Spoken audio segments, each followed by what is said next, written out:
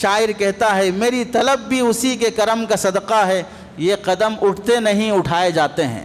اللہ توفیق دیتے ہیں تو ہی بندے کو یہ نعمت نصیب ہوتی ہے۔ اب جو لوگ بولتے ہیں نہیں بیٹھے تو کیا ہوا، ہم دوسری عبادت کر رہے ہیں نا، ہم فلاں نیکی کر رہے ہیں نا، ٹھیک ہے صاحب کر لو، لیکن یہ جو سنت نصیب ہو رہی ہے یہ ہر بندے کو نصیب نہیں ہوتی۔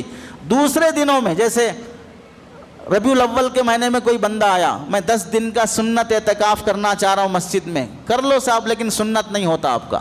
سنت پانے کی جگہ وہ صرف رمضان کا مہینہ ہے۔ جیسے کوئی بندہ حج کے مہینے میں حج نہیں کرا، وہ یہ بول رہا ہے کہ میں معراج کے مہینے میں کر لیتا ہوں، رجب کے مہینے میں حج کر لیتا ہوں، جاؤ پورا سعودیہ گھوم کے آؤ، لیکن تمہیں حج کا 1 پیسے کا ثواب نہیں ملے گا۔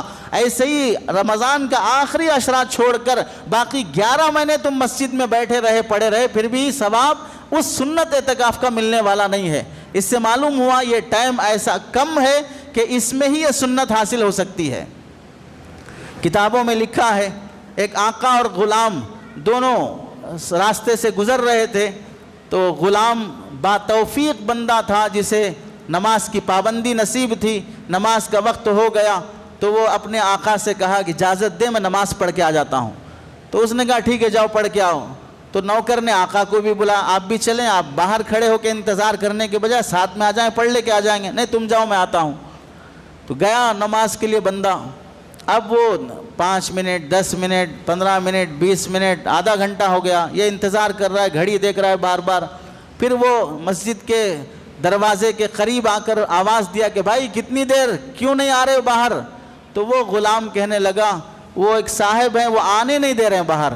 پوچھا کون آنے نہیں دے رہا ہے تمہیں باہر؟